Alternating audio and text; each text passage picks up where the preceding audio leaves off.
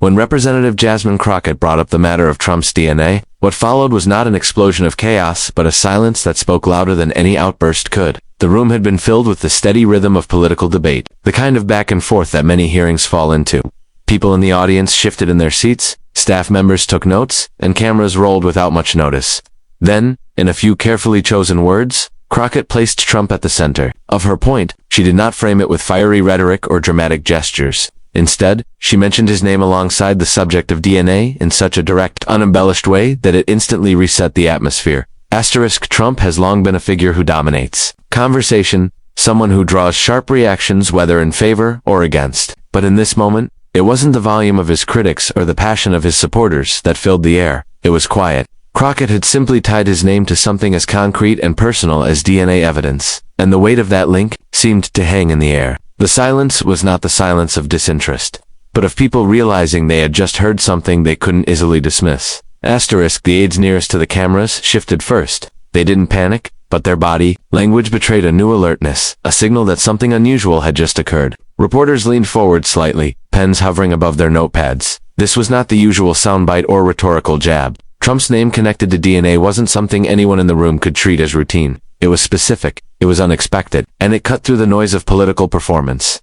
For Trump himself, silence has rarely been part of his strategy. He often fills space with bold statements, with confidence that commands attention. Yet in this situation, silence crept in against his will. The cameras caught that shift in energy, the pause, the quick glances, the quiet realization that a line had been crossed into new territory. The silence did not mean weakness, but it reflected something even more telling. People did not know how to respond. That pause, stretching over several seconds, was not only about what Crockett had said but about who she had said it about. If it had been a different name, the reaction might have been one of quick dismissal or laughter. But when the words tied Trump to DNA, it became a statement that carried potential weight in legal, political, and personal contexts all at once. Everyone knew it. The silence became a kind of acknowledgement, unspoken, but shared by everyone present. It is rare in politics for a room to stop moving, for the usual hum of whispers and side conversations to go still. Yet that is what happened. Crockett's.com tone created a contrast that made the silence sharper. Trump, so often the loudest voice in any room, was suddenly the subject of a hush that no one had orchestrated, but everyone felt.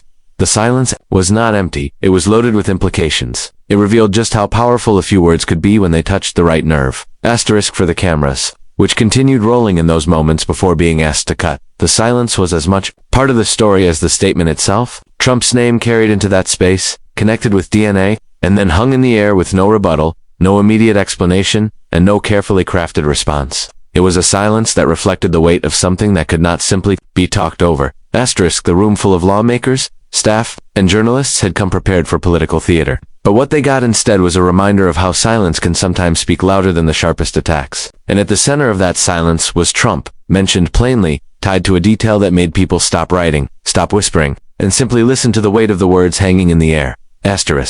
When Jasmine Crockett spoke about Trump in that hearing, it wasn't her tone that grabbed attention, but the contrast between the calmness of her delivery and the significance of what she was saying. She didn't raise her voice, didn't pound on the table, and didn't lean on theatrics to make her point land. Instead, she sat steady, flipped a page in her notes, and spoke about Trump's DNA with the kind of measured pace one might use in any ordinary conversation. That was what made people in the room suddenly tune in more closely. The lack of dramatics forced the weight of her words to stand on their own. Trump's presence in American politics has often been accompanied by high energy, whether it is his own booming voice at a rally or the heated exchanges that follow his statements. Audiences have grown accustomed to fireworks whenever his name is mentioned, but when Crockett linked him to DNA records in such a casual, matter-of-fact way, the effect was different. There was no build-up, no suspense. It simply appeared in her testimony like a stone dropped in calm water, rippling out in every direction. Her delivery was not designed to stir applause, but to state a fact that needed no decoration. The room reacted in its own subtle ways. Reporters who had been half listening began scribbling furiously. Staffers looked toward one another, unsure if they had just heard correctly. The lack of emphasis in Crockett's tone meant there was no cue on how to respond. And yet, that very absence of theatricality amplified the seriousness.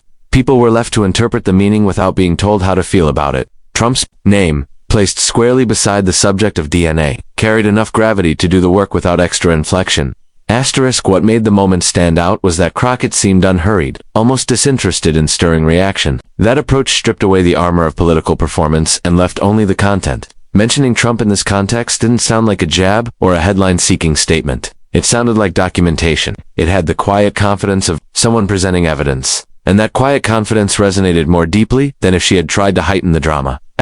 Trump himself has thrived in environments where he can shape the tone, debates, rallies, interviews, where his personality dominates the space. But in this instance, Crockett's calmness removed that advantage. By not trying to outmatch his energy, she created a contrast that worked against him. Her delivery made it impossible to frame her statement as an attack fueled by emotion. It was instead a calm disclosure, and that left fewer avenues for dismissal. The more she spoke, the clearer it became that she wasn't leaning on rhetorical flourishes. She stuck to her words, simple and precise, which made the mention of Trump's DNA echo louder than any dramatic outcry could.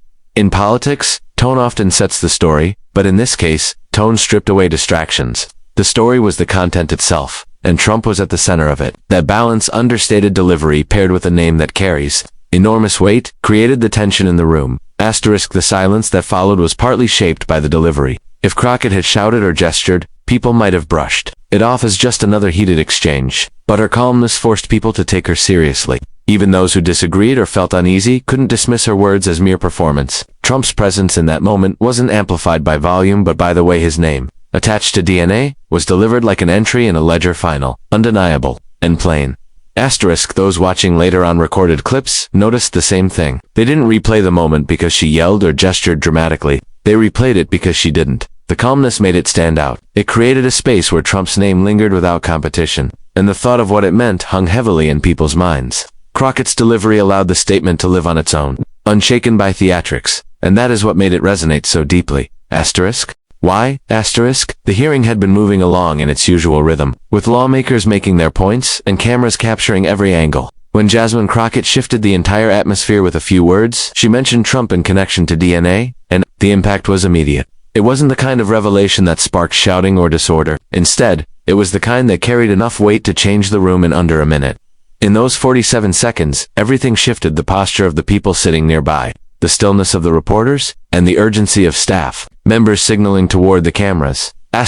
What made that span of time so striking was how fast the mood went from business as usual to tense silence. Crockett didn't stretch out her words or build a dramatic lead-up. She simply spoke, and suddenly, the room was no longer the same. Trump's name has always been enough to draw attention, but when paired with something as specific as DNA, it suggested a line that could not easily be dismissed as routine politics. People were caught off guard, not by volume or style, but by the straightforwardness of the claim. In less than a minute, the subject of discussion had turned into something sensitive enough that those controlling the cameras felt a need to intervene. The 47-second shift revealed how delicate the balance is when Trump becomes the focus of a conversation. He has built a career on commanding attention, on filling every space with his voice and presence. Yet here, his name spoken in such a plain context created a different effect, one where others moved to control the flow of information before he had a chance to speak for himself. Those few moments showed that silence and urgency could arrive without warning when Trump is suddenly linked to details that cannot easily be reframed. Observers in the room didn't need to be told what had happened. They felt it. The change in energy was unmistakable. Crockett's tone contrasted with the quick reactions of those who recognized the weight of her words. Reporters who had been casually typing notes froze mid-sentence, their eyes lifting toward the speaker. The aides by the technical booth leaned forward and began whispering urgently. No one announced that the situation had shifted, but it was visible in every small movement. Trump's name tied to DNA had entered the record, and the people responsible for managing appearances understood that this was no ordinary moment. For Trump himself, such an abrupt turn is not unfamiliar. He has often been the center of headlines that seem to arrive without warning, reshaping the conversation in an instant. But what made this moment unusual was the speed at which others tried to control the narrative before he could respond. In under a minute, the decision to cut cameras was being discussed, as though silence could undo what had just been said. That urgency underscored how powerful those 47 seconds were. Crockett hadn't spoken for long, but the echo of her words was enough to set the room into quiet alarm. The phrase 47 seconds became more than just a measurement of time. It became a marker of how quickly a routine day can collapse into something far more consequential when Trump is involved. People expected debate, argument, even heated exchanges, but they did not expect a calm disclosure that made the room freeze. The speed of the shift was telling, not because of noise or chaos, but because of how swiftly seriousness took hold. Trump's presence in those words was enough to trigger an almost immediate change in how the hearing was being handled. For those watching later, That short clip stood out more than hours of testimony. The way the atmosphere turned in less than a minute captured attention, not because Crockett shouted or demanded it, but because her statement carried its own weight. The 47 seconds showed how quickly Trump's name, when tied to something as personal as DNA, can alter the course of a conversation, forcing people to act before he even speaks. That sudden change, subtle but undeniable, is what made the moment linger far longer than the time it actually took to unfold. Asterisk. Sometimes the most powerful moments are not those filled with raised voices or dramatic gestures, but the ones where words are spoken plainly, leaving no room for distraction. That is exactly what happened when Jasmine Crockett mentioned Trump's name alongside DNA during the hearing. She did not dress it up in fiery rhetoric, nor did she attempt to frame it as a partisan blow. Instead, she spoke as though she were stating a simple fact, something that belonged in the record. That simplicity was what gave her words their force. Asterisk. Trump is a figure who thrives in environments where noise dominates. He has built his political identity on commanding attention, often filling the stage with confidence, bold claims, and the kind of presence that forces people to react. Yet in this moment, Crockett's calm tone left him in a position where reactions seemed difficult. The power of her words came not from volume, but from the lack of it. She tied his name to DNA in such a straightforward way that it could not be mistaken for exaggeration or theater. The plain truth carried a weight that even his strongest supporters could not immediately brush aside. Asterisk. The people in the room felt that difference. Normally, hearings like this are filled with chatter on the sidelines, the sound of typing reporters, and the occasional interruptions from staffers. But as Crockett delivered her statement, those sounds began to fade. Silence filled the space, not because anyone demanded it, but because her words created it. The plain truth about Trump's DNA needed no reinforcement. It stood on its own, strong enough to make people pause. Asterisk. This is what makes truth, when spoken plainly, so unsettling. Without the distractions of emotion or spectacle, the content itself becomes unavoidable. Crockett didn't give her audience an easy way out. If she had raised her voice, it would have been simple to dismiss her as grandstanding. If she had leaned on political rhetoric, critics could have argued she was just attacking Trump for effect. Instead, she did the opposite. By keeping her delivery calm, she left the focus entirely on him and on the weight of the words she had chosen. Asterisk. Trump has often been quick to respond when criticized, ready to push back with his own words or reframe the moment to his advantage, but in this instance, the plain truth offered no clear opening for that kind of defense. Crockett's statement was not an attack, but an assertion, one that needed no embellishment. It left him in an unusual position, the subject of a revelation that was not shouted from the rooftops, but placed quietly into the record for everyone to hear. The power of that kind of truth is that it lingers. It does not fade with the noise of debate, but grows stronger in the silence that follows. Asterisk. The cameras, still rolling at that point, captured not only Crockett's words but also the reaction they provoked.